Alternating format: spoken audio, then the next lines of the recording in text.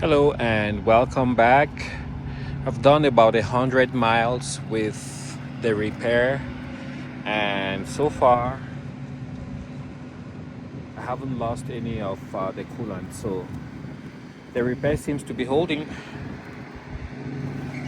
I don't think I see any drops underneath the vehicle.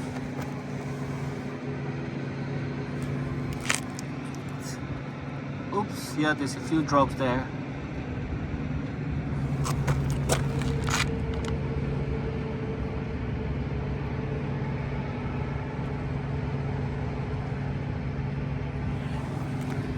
I don't know if that's from the AC or the repair did not hold. Either way, it's not as bad as before, so we'll just keep an eye on it and see how that goes.